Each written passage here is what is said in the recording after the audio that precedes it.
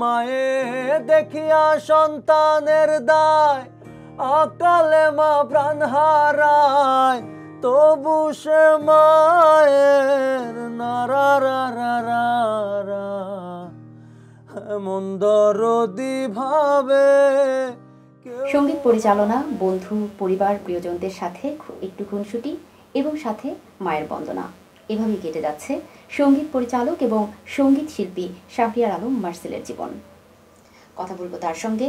সবাইকে স্বাগত জানাচ্ছি সময়ের গল্পের মা দিবসের বিশেষ আয়োজনে। সাথে আছি আমি ফারজানা লিনা।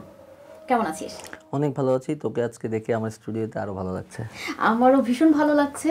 এটার স্পেশাল যে বিষয়টা হচ্ছে যে আমাদের আসলে অনেকবার প্ল্যান করে হলেও দেখা হয়ে ওঠে না, কিন্তু আজকের এই আয়োজনের মাধ্যমে আমার জন্য সুযোগ হলো তোর স্টুডিওটা একেবারে নিজ চোখে দেখা এবং গল্প করার একটুখানি সুযোগ পাওয়া। আমারও খুব ভালো লাগলো।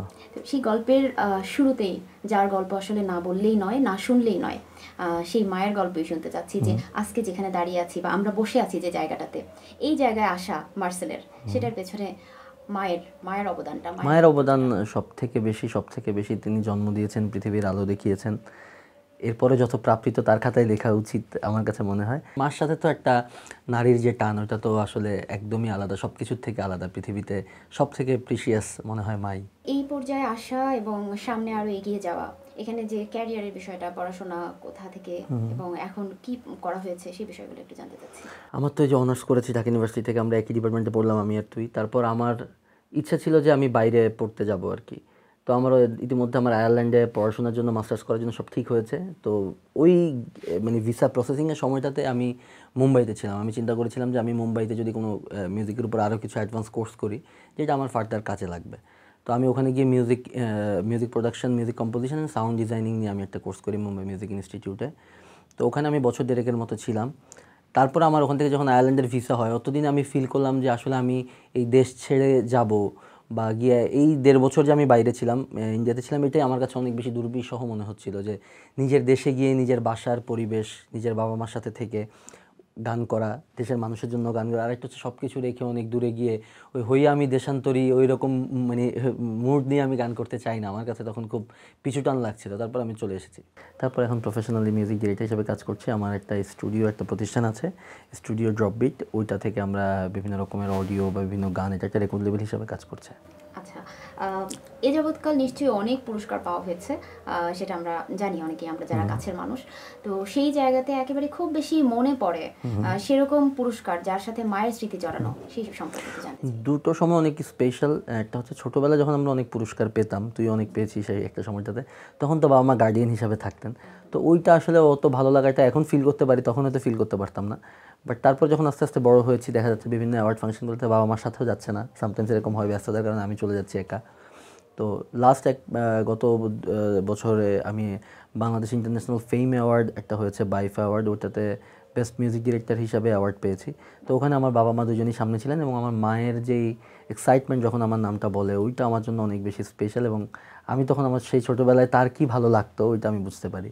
আর আসলে আমার একটা ছোটো বাচ্চা আছে, তো আমি যখন বাবু হয়েছে তখন মায়ের মর্মটা আরও অনেক বেশি বুঝতে পারি, যে মা কত কষ্ট করেছেন, বা সন্তানের একটু সামান্য কিছু প্রাপ্তিতে একজন মায়ের কতটা ভালো লাগে, ওটা এখন ফিল করতে পারি।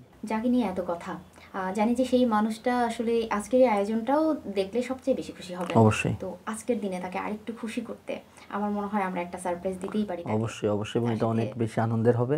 একই জায়গায় থাকি, একই বাসায় থাকি, কিন্তু সময় দেওয়া হয় খুবই কম। আমি দেখা যায় সারা রাত স্টুডিওতে কাজ করছি, সকালবেলা এসে ঘুমাচ্ছি, উঠে আবার চলে আসছি। তো মা তো আছেই সবসময়, আমার ভিতরে ফিল হচ্ছে মায়ের জন্য, কিন্তু মা যে আমাকে একটু মিস করা বা কাছ থেকে ধরা, কথা বলা, ওই সময়টা হয়ে ওঠে খুব কম। আর আম্মু যখন আজকে জানতে পারবে যে আমরা স্পেশালি আম্মুর সাথে দেখা করতে যাচ্ছি, তো এটা একটা সারপ্রাইজ ডেফিনেটলি হবে। চল যাই, তাহলে আর সময় নষ্ট না করে আমরা দেখা করে আসি। আম্মু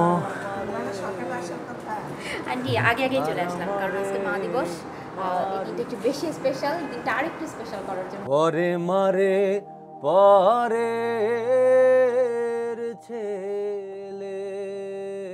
আন্টি সেই বিশ্ববিদ্যালয় জীবন থেকে মার্সেলের সূত্রে আপনাকে চিনি এবং আজকে স্টুডিওতেও মার্সেলের সাথে অনেক কথা হলো, যার পুরো কেন্দ্রবিন্দুতে ছিলেন আপনি।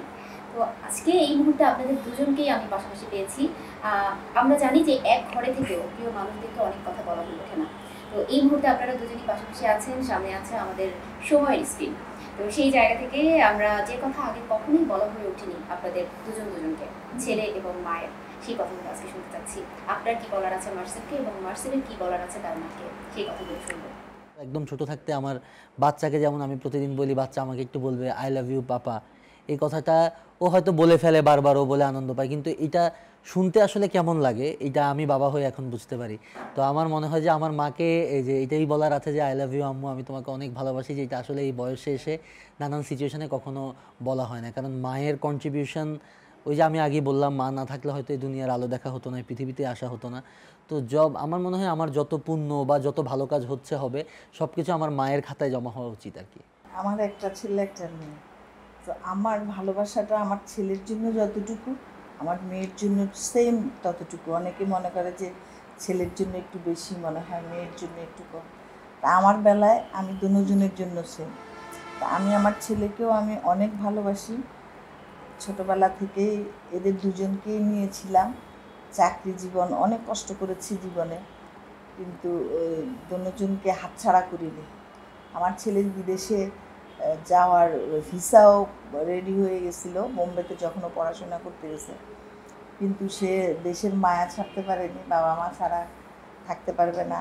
আমি আমার ছেলেকে যে কাছে পেয়েছি, কাছে পাই সবসময়, এটা আমার কাছে সবচেয়ে বড় পাওয়া। অভাবটা আমি অত ফিল করি না।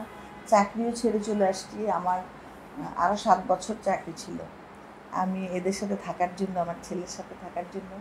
তো আমিও আমার ছেলেকে কাছে পেয়েছি। এটাই আমাদের পরিবার, আমার বউ, আমার নাতনি, আমার ছেলে, আমার হাজব্যান্ড। আমি মা হিসেবে বলবো যেন জীবনের শেষ দিন পর্যন্ত আমি এদের সাথে থাকতে পারি, এবং আমার দায়িত্বগুলো যেন আমি ঠিকমতো পালন করতে পারি। ওরাও আমার প্রতি দায়িত্ব পালন করবে। মার প্রতি কী দায়িত্ব ওরাও দেখবে, আমি মা হিসেবে আমার সন্তানের প্রতি কী দায়িত্ব, আমার ছেলের ফ্যামিলির প্রতি কী দায়িত্ব, এটা যেন পালন করতে পারি। কোলে তুলে নিতে আয় মা, সকলি ফুরায় যা।